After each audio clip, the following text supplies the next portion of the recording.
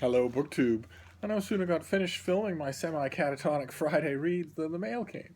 So I thought we'd go through it. Why not? I've got it right here. I've got the camera set up. Let's see what this first one is.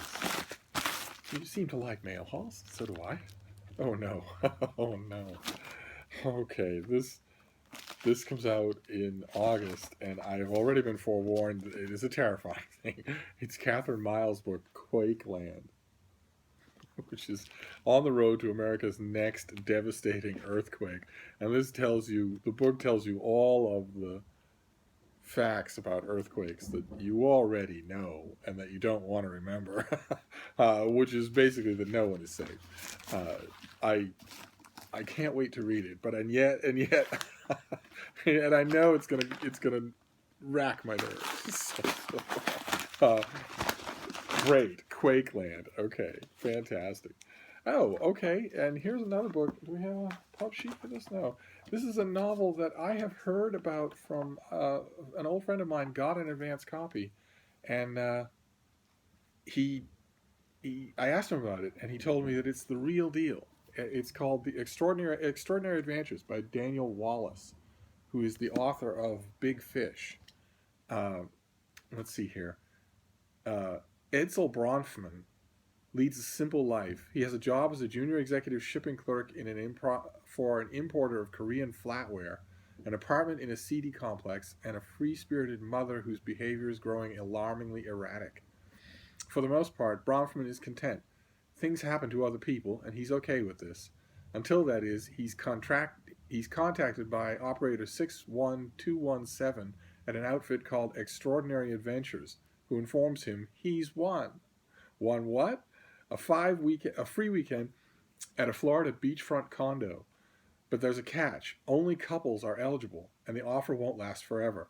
Bronfman has 79 days to find a partner and claim his prize, which sounds uh, hackneyed, but I been told by an impeachable source that it's not. So I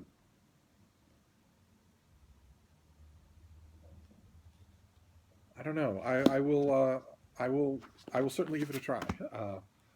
And we'll move on to it's the sort of thing where word of mouth actually counts, because hearing that description and looking at the thing, I would probably have ignored it. But it works both ways.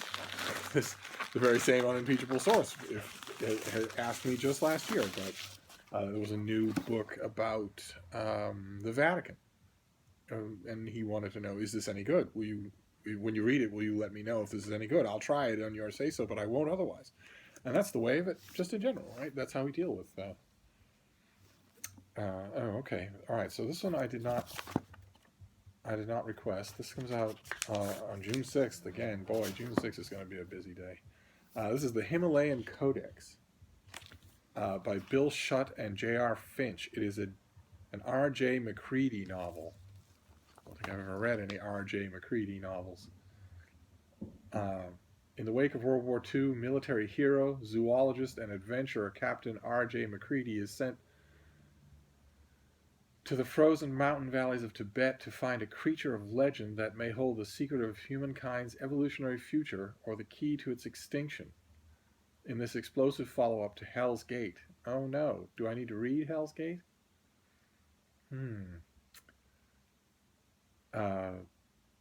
Arriving in Asia with the bright and fearless Yanni Thorne, his friend's widow and now his invaluable assistant, Mac learns the bones that have been uncovered are only a cover story. He's actually been sent there to investigate an ancient codex allegedly written by Pliny the Elder. A fascinating text filled with revelatory secrets. The Roman naturalists claim to have discovered a new race of humans, a divergent species that inspired the myth of the Yeti and is rumored to have the ability to accelerate the process of evolution. If Pliny's assertions are true, this seemingly supernatural ability holds unlimited potential for human progress. Okay. All right. Well, it could be fun on the adventure side. There are a couple of aspects of that plot summary that are just infuriating. I can't stand the Dan Brown type premise that the ancients had wisdom. That, you know, if we can just get this codex written by somebody who ate pig's blood pie in the 6th century, then we'll know all sorts of things that we don't know with our highfalutin science. What's science going to tell us? Nothing. It's just a theory. No, the ancients knew best. That sort of thing drives me nuts. Just drives me nuts. And also, Pliny the Elder didn't. he was a synthesizer. He was Isaac Asimov, you know, and God bless him, but he wasn't developing any new and revolutionary codexes and then hiding them. For God's sake, the man published every word he ever thought. It has some things working against it, but you never know. It might be a catchy adventure. That'd be fine by me. Let's see what else we have here. Okay, it's another book I did not request. This is Atlantic Island by Tony Duvert. Sorry, I'm having trouble with the reading, the whole reading thing. I really can't see straight, so I'm doing the best I can here. Tony Duvert's novel Atlantic Island. Oh, it was originally published in French in 1979.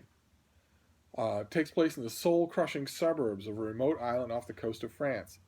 It is told through the shifting perspectives of a group of pubescent and prepubescent boys aged 7 to 14 who gather together at night in secret to carry out a series of burglaries throughout their neighborhood. Duvert's portrayal of adult life on this Atlantic island is savage to the point of satire, but the boys and their thieving and sexuality are explored with sympathy. A novel on the loneliness of childhood and the solitude induced by geographical space, it is also an empathetic and generous homage to youth, a crime novel without suspense, and an unsettling fairy tale for adults. God almighty, that description, coupled with the fact that it was written in French, makes me want to run for the hills. But it's MIT Press, and it's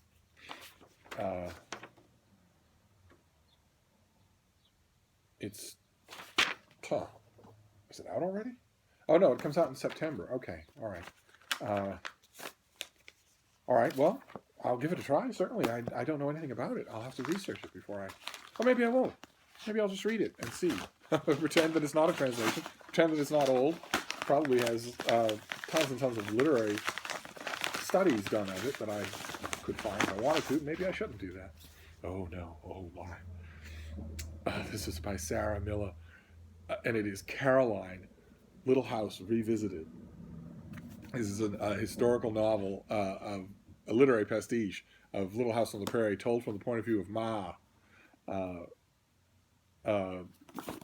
And I worried when I first heard about it that it would be sacrilege for those people who grew up loving Laura Ingalls Wilder. Let's see what they say here. It's due in mid-September. For over 80 years, the Little House stories have captivated generations of audiences. Caroline is a brand new look at these classic tales. In this novel, which is authorized by the Little House estate, Sarah Miller vividly recreates the beauty, hardship, and joys of the frontier in this dazzling work of historical fiction centered on the beloved Ma. Caroline Ma Ingalls has always been a mainstay of the world of Little House, but readers have yet to experience her story.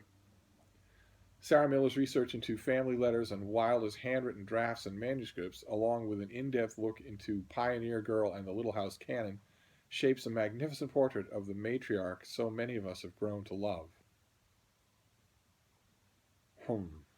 Okay.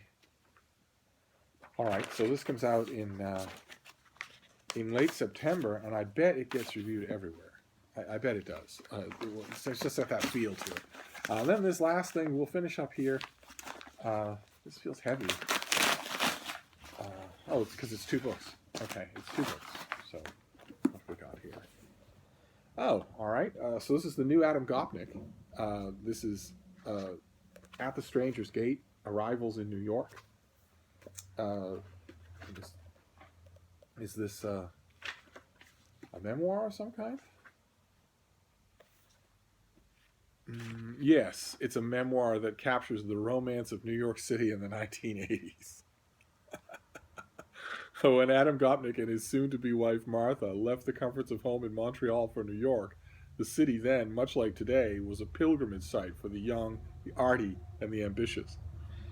But it was also becoming a city of greed, where both life's consolations and its necessities were increasingly going to the highest bidder.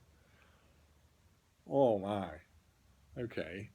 That sounds good. That sounds very good. Gopnik takes us through his professional meanderings from graduate student come literary clerk, a library clerk, sorry, to the corridors. I hadn't realized how hard it is to read when you're seeing three of everything.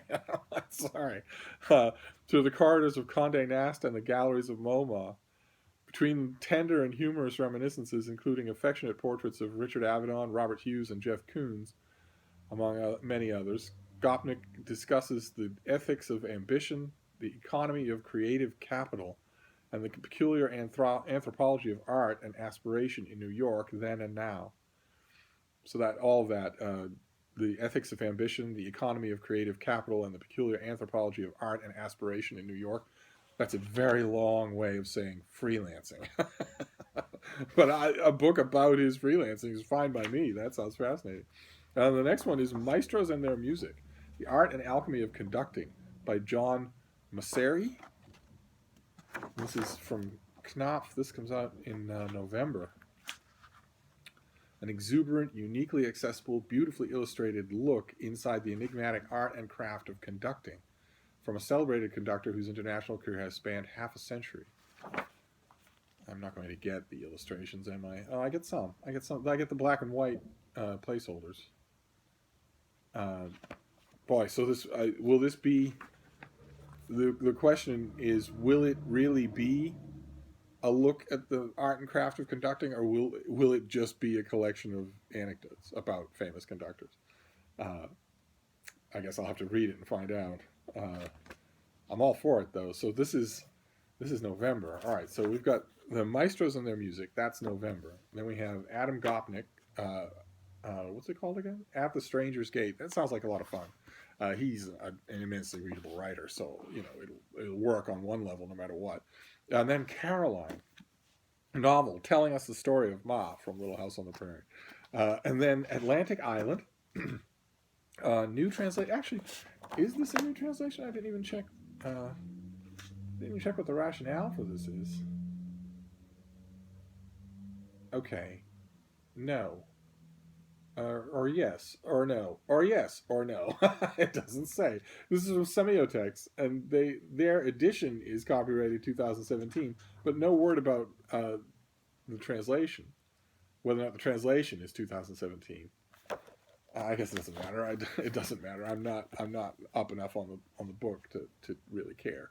So Atlantic Island, boys coming of age. Then the Himalayan Codex, which is going to feature Pliny the Elder and Bigfoot, so you'd think it would be a home run for Steve. Maybe it will end up being one. And Extraordinary Adventures by Daniel Wallace, the author of Big Fish, and the one I'll probably get to first, Quakeland, about the apocalypse that's in all our futures.